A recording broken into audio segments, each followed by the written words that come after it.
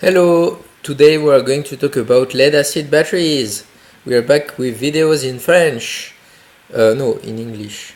Well, I don't know anymore because in this video we are talking about both French and English because it turns out that the word battery comes from French. Yay! Yay! Okay, so the lead acid batteries have been invented by Gaston Planté in 1859. That's not the first lead acid, but it's the first real lead acid with decent efficiency. So in English, only the term battery is used, sometimes cells. However, in French, we have lots of words for this. So batterie, pile, accumulateur, cellule. So in French, batterie, it means batterie d'accumulateur, so a lot of accumulators basically. And in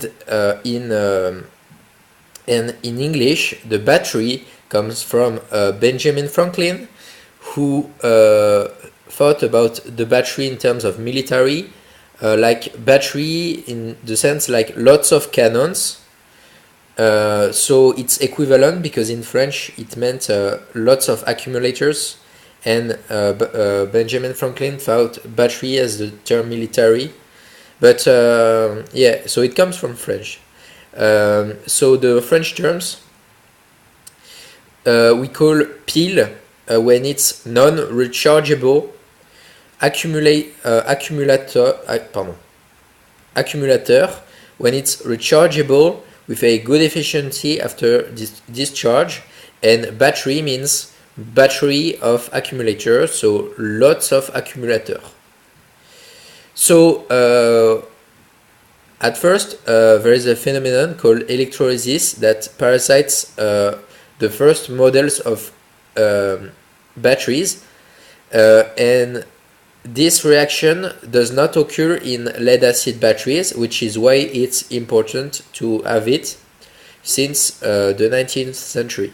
Well, the end of 19th century, so 12th century. So there are different types that we use these days. So lead acid for vehicles, industrial application, nickel cadmium. So it's nickel cadmium starts to get less and less used. Nickel plus so Mh means a metal plus hydrogen. So this kind gets used a lot. And lithium ion, lithium polymer, and lithium air. So this is more research. Lead acid are 2/3 of the batteries in terms of money, and 80% of the industrial accumulator in 2014. They cost 2 times less than any other type, so that's why they are used. So in terms of density of energy, this represents the watt-hour per kilogram. So this is related to the mass. So the higher it is, the more compact in terms of mass. And on this axis, the higher they are, the more compact they are in terms of volume. So you get some lithium polymer, lithium phosphate, and things like that. And in the lowest, you get lead acid. So lead acid are not very compact in terms both of volume and both in mass. Okay, so how does it work? You have a positive electrode that makes PbO2 intervene, a negative electrode that has Pb intervene. So these two are solid electrodes. When you do the difference of E in standard condition, but not standard as the 0, the standard as when it's used in real life, so not at 0 Kelvin, you get 2.1 volts, so we say it's about 2 volts.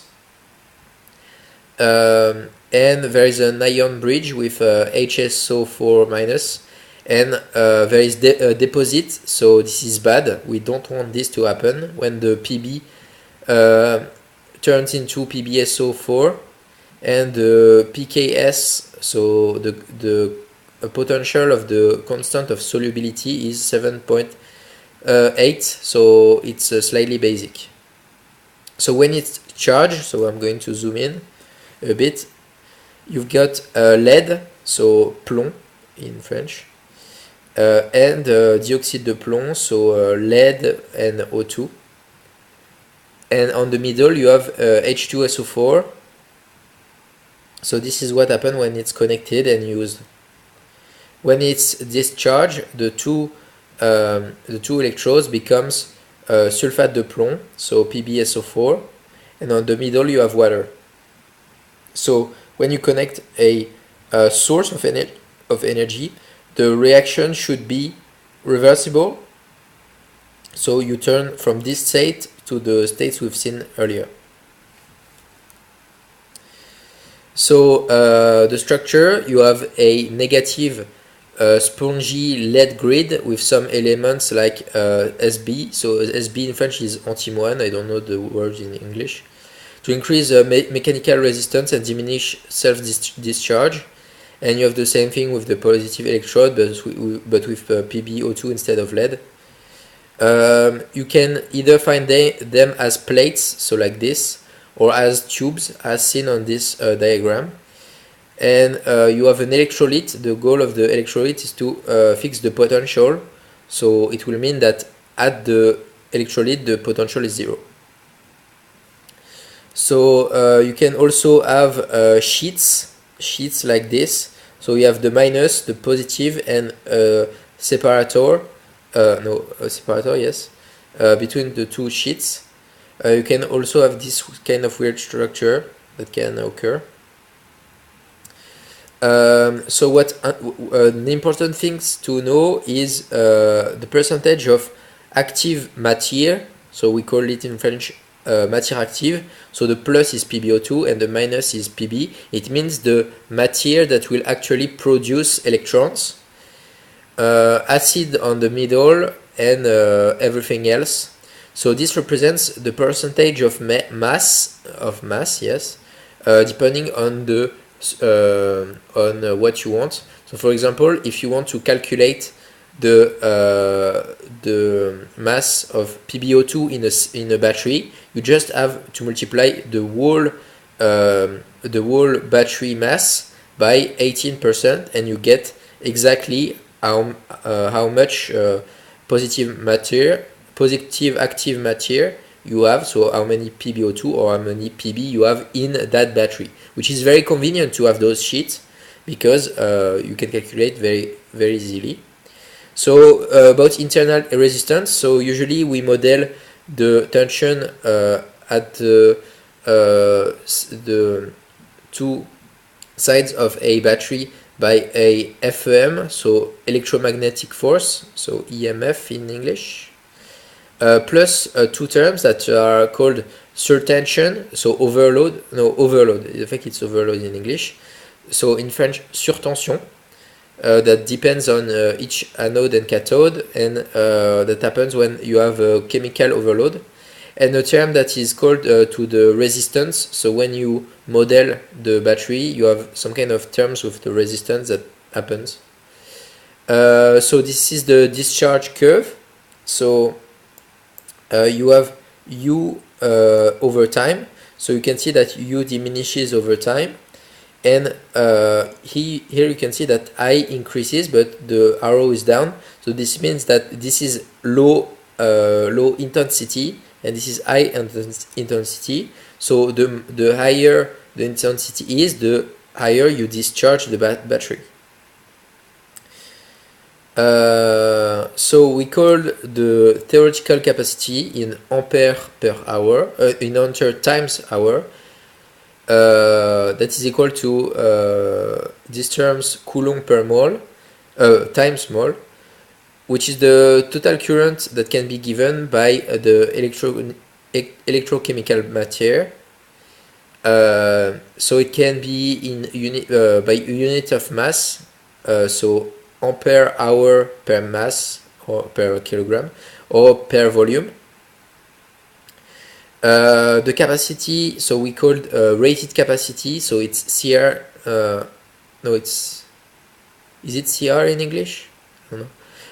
Capacité, no, so in French it's called CA, capacité associée, voilà, capacité associée. So it's noted Cx with x parameter in times, usually in hours. So Cx is equal to I times x, and it's equivalent to the time at which you discharge it for standard conditions. So for example, here you have a curve u depending on the time with different capacities. So you can see here you have a term C over 5, C, 5C, 10C, 20C, 40C. So C represents the capacity called CR, so it's the rated capacity, and the terms in front actually does not mean a constant term. It's a term with a dimension of the inverse of an hour. So it means that it's C divided times 40 hour minus 1. So for example, this means C divided by 5 hour. So this is homogeneous to an intensity, even though we could think that it's actually capacity in ampere hour. It's not. It's a convention of the makers of batteries. And the only curve where the terms in front is equal to the last point in the curve is called the nominal curve. So as I said, the coefficient in front is not adimensional. It has the dimension of an hour minus 1. So for example, if you have 40 times C, it's equal to 40 hour minus 1 C, and it's homogeneous to an intensity. So if you have C that is equal to 1 ampere hour, this curve corresponds to 40 ampere. We call tension d'arrêt, so it's the tension for a curve at which the tension stops. The number of cells, so for example, the builder of the battery says that the rated tension is called U, but we know that for a lead acid battery, the electromagnetic force, or FEM, is 2 volts, so we said 2.1, that is about 2. So just you have your U, you divide by 2 volts, and you get the number of cells in your battery. We have the law of Peckert, so it links the logarithm of the time with the logarithm of the intensity with a constant n that is approximately 1.35. So you can find it in builder sheets. You can find this rule with the change variable I is equal to C over T. You can find this rule as well. So basically it looks like this, and when temperature increase, the constant here increases. So it looks like this. You have a phenomenon of self-discharge, so I'm not going to go too much into it, just saying that this is standard, and this is what happens when you add SB, so in French antimoine. So when you add something, you diminish the self-discharge.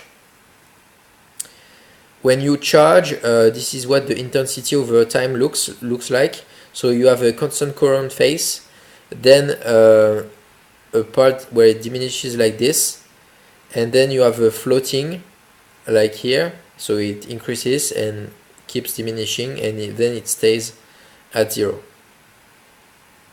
So why choose lead acid? It's a good price for its life. It's a good price for its lifespan. It has a good density of energy. It's less toxic than nickel cadmium, because there is no cadmium, obviously. Its internal resistance is higher, so it's less good for first use, and it's fragile to overload. There are other technologies, so nickel and metal, like lithium ion. So the term lithium ion comes from Sony, but the general terms is called lithium metal. You also have lithium phosphate and lithium air. I'm not going to go too much in detail. You can just pause the video if you're interested. There is an effect called memory effect. So this effect is interesting because it has been said to exist by users of batteries, but it has never been observed in laboratory, so we don't know if it's a real effect. It has been noticed on old nickel cadmium and nickel metal batteries. So what happens is that it's when it's recharged before it's totally used, it memorizes the tension recharge at the time of recharge, and this effect has not been explained yet. So that concludes my presentation. Thank you for watching. If you have any questions, feel free to ask them in the comments. Bye.